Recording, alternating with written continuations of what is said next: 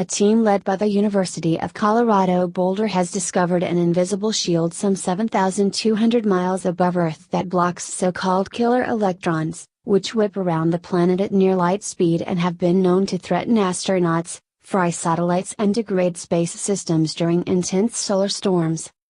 The barrier to the particle motion was discovered in the Van Allen radiation belts, two donut-shaped rings above Earth that are filled with high-energy electrons and protons, said distinguished Professor Daniel Baker, director of CU Boulder's Laboratory for Atmospheric and Space Physics, LASP. Held in place by Earth's magnetic field, the Van Allen radiation belts periodically swell and shrink in response to incoming energy disturbances from the Sun. As the first significant discovery of the space age, the Van Allen radiation belts were detected in 1958 by Professor James Van Allen and his team at the University of Iowa and were found to be comprised of an inner and outer belt extending up to 25,000 miles above Earth's surface.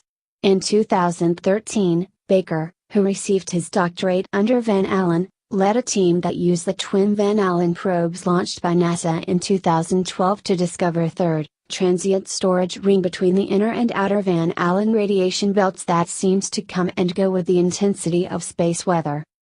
The latest mystery revolves around an extremely sharp boundary at the inner edge of the outer belt at roughly 7,200 miles in altitude that appears to block the ultra-fast electrons from breaching the shield and moving deeper towards Earth's atmosphere.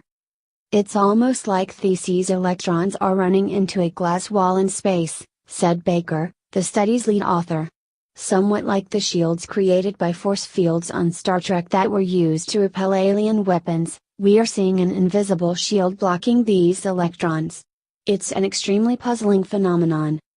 A paper on the subject was published in the November 27 issue of Nature. The team originally thought the highly charged electrons, which are looping around Earth at more than 100,000 miles per second, would slowly drift downward into the upper atmosphere and gradually be wiped out by interactions with air molecules. But the impenetrable barrier seen by the twin Van Allen belt spacecraft stops the electrons before they get that far, said Baker.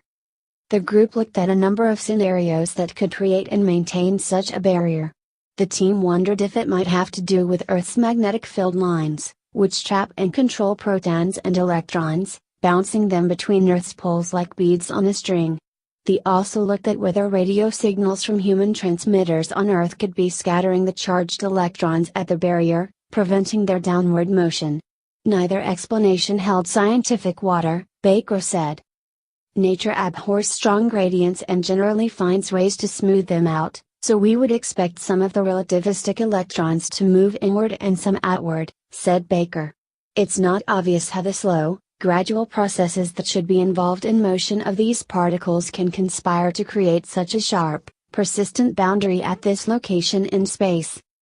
Another scenario is that the giant cloud of cold, electrically charged gas called the plasmasphere, which begins about 600 miles above Earth and stretches thousands of miles into the outer Van Allen belt, is scattering the electrons at the boundary with low-frequency, electromagnetic waves that create a plasmafric hiss, said Baker.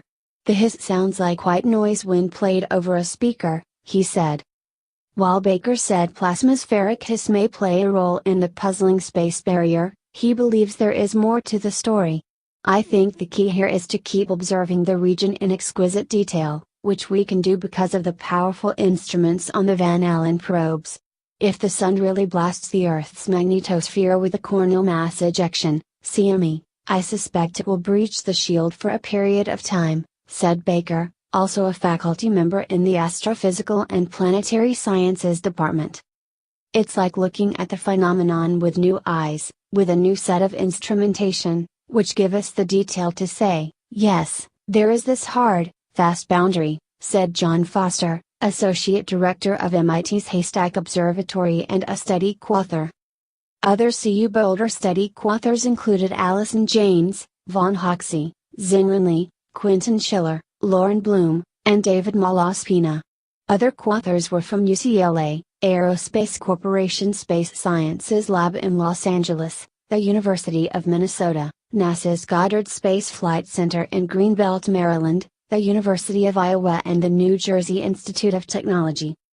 CU Boulder is playing a prominent role in NASA's Van Allen probe's mission, which consists of two spinning, octagonal spacecraft weighing 1,500 pounds each. LASP developed the Relativistic Electron-Proton Telescope, REPT, to measure high-energy electrons. LASP also developed the brains of the electronic field and waves package to compress huge amounts of mission data to send back to Earth. CU Boulder will receive roughly $18 million from NASA over the lifetime of the mission. About a dozen graduate students are participating in the mission, as well as more than a dozen other LASP personnel. The Van Allen probe's mission is part of NASA's Living with a Star program managed by the Goddard Space Flight Center. The Johns Hopkins University Applied Physics Laboratory built the twin satellites and is managing the mission for NASA.